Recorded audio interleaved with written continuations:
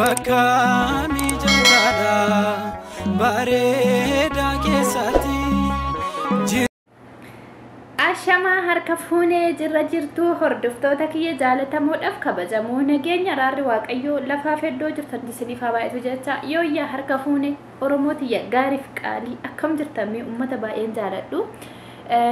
uummata baay'ee dinqisiifadhu har'a karabaatallee odoo sirreeffate seenne bataam iqirtaa so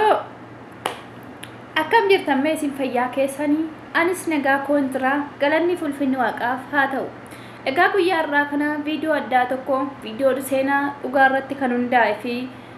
viidiyoo seena qabeessa viidiyoo gabaabduudha garuu ergaa guddaa of keessaa qaba jedheen abdadha. Inni illee maalidha namni haga sobee si jaalatuu fi namni gaafa ati jireenya kee keessatti si jibbu gaafa duute akka si jaallatu viidiyoo kanaan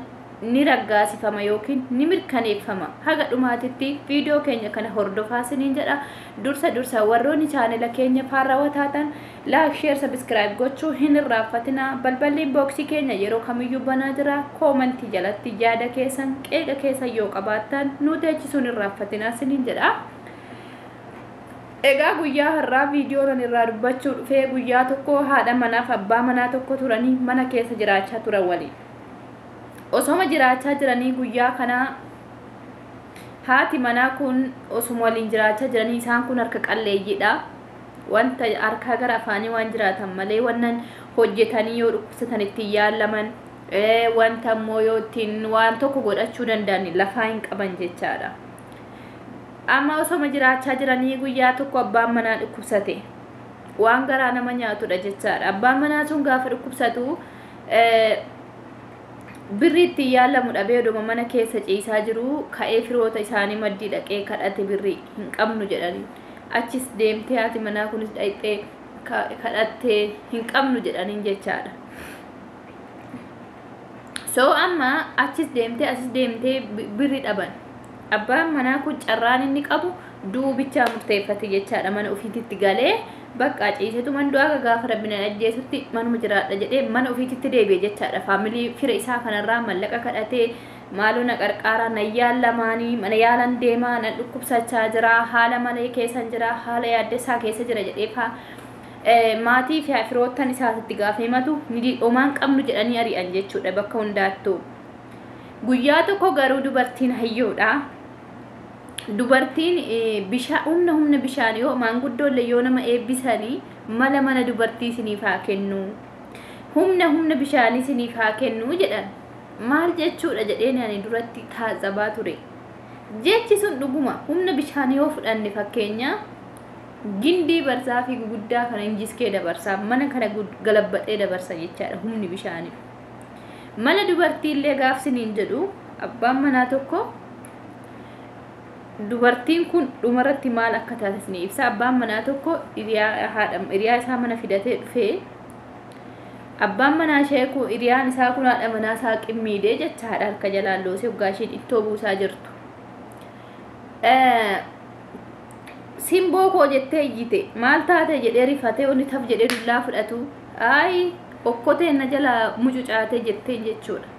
Odoo gisee sanatti naqimmiidee jettee hiriyaa isaa sana achumatti burusa walitti bixiin dhufe jechaadha. Mala kana uumteetti akka isaan walitti dhabne okkoteen harkaa mucucaatee jettee dhossite jechaadha. Mana dubartii jechuun akkasi.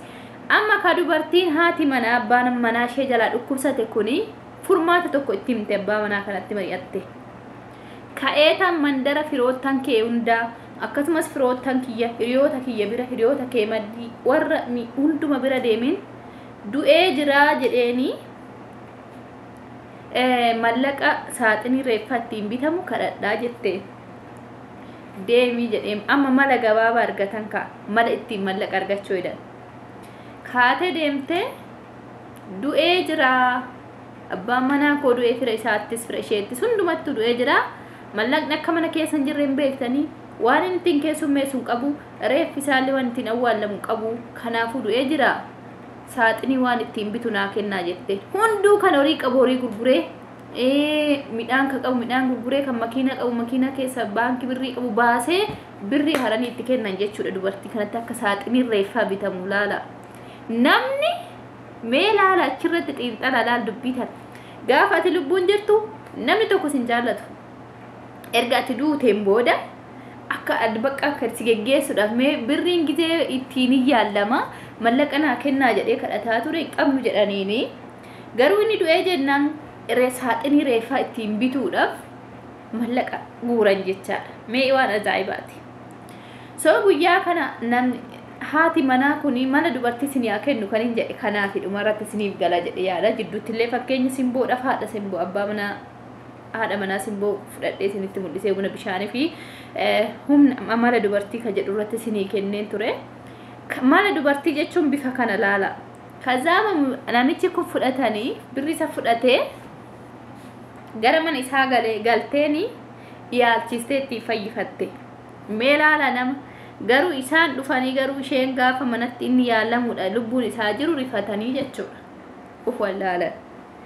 maaliifi namni gaafa ati lubbuun jirtu sin jaallatu biyya lafaa kanarratti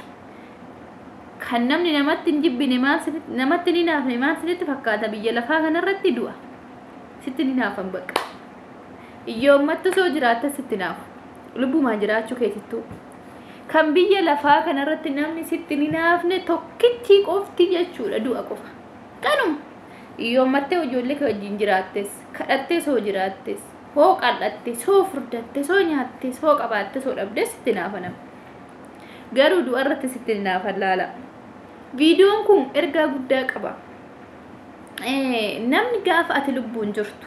sumnii sii kennuu didettiin akka yaallamtuuf lubbuu kee oolchuuf dide gaafa duute saaxinii reeffaa bituudha birrii baasan kuni mee laalaka jibba sii qaban jireenya keessatti nama jibbe jechuudha gaafa ati duute si jaalachu jechuudha ammallee nuti illee sadarkaa ammarra jiru kanatti uummanni Oromoo gaafa lubbuun jirru jabaa waliin tiffannu gaafa namni keenya nu jalaa du'e gaafa san haawultii isaa ijaaruudhaaf yookiin siidaa isaa dhaabuudhaaf siida isaa biratti dhaqnee yaadannoo isaa dungoo qabnee ibsuudhaaf namoota dhukkubsatan yaalchisuurra gaafa isaan du'an piroofaayilii gurraachifachuu tiishaartii gurraatti hojjechiifachuu suura nama saniitiin maqaa nama saniitiin faawundeeshinii adda addaa dhaabu kana filanna jechaadha nutillee viidiyoon kun isin hunduma keenya keessa jira namni tokko gaafa faamilii keenya keessa dhukkubsatee yaala barbaadee mallaqa nu gaafate kennuun nuti salphata nuti kan nuti cimu kennuudha gaafa lubbuun jiru hoodhu jennee laatudha kan nuti salphatu erga namichi sun du'ee maqaa nama saniitiin siidaa dhaabuu maqaa nama saniitiin dungoo ibsuu maqaa nama saniitiin tiishaartii kalarii gurraachan hojjechiifachuu maqaa nama saniitiin mana barnootaa ijaaruu maqaa nama saniitiin faawundeeshinii garaagaraa ijaaruu maqaa nama saniitiin magdooniyaa rakkattoota walitti qabanii ijaaruu jechuudha gaafa lubbuun namni sun jiru dhuguma isa jaallatan erga ta'ee maaf eeggachuu dadhaban maaf jechaan xuquurraa dhaban maaf dabarsanii alagaatti kennan ni laalaa jirtu ammaan du'aalemillee akkas ta'e saba Oromoo jidduutti hayyoo Oromoo gidduutti jagninnata isaa jabummaa isaa ilaalanii shiirri irratti xaxamee ji'oota 2 fidhaa keessa jira garuu osoo inni du'e warruma har'a shiirratti xaxaa jiru kanattu suuraa tiishaartii isaatiin hojjechiifatee boo'a jechuudha jireenya keenyatti waliin jaallannu gaafa duune garuu somnee walii boonya no argitanii akka seenaa abbaa manaa fi haadha manaa kana dubartiin mala addaa baastee na abbaa manaa ishee du'arraa oolfatte kana akkas ta'uu qabna malee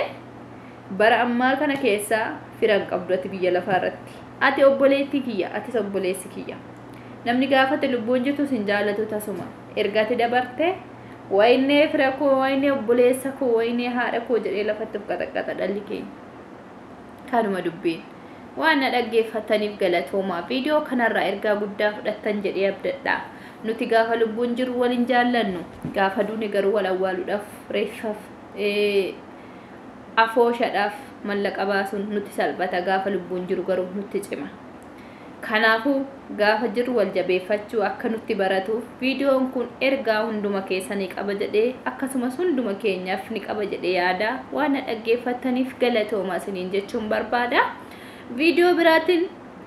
هم ولي تدابينوتي ترتي غاري فيديو كي كان وسنتي توري شير لايك كومنت gochuudhaan na jajjabeessaa hiriyoota keessanii fillee nuuf qoodaa akka dhaggeeffatan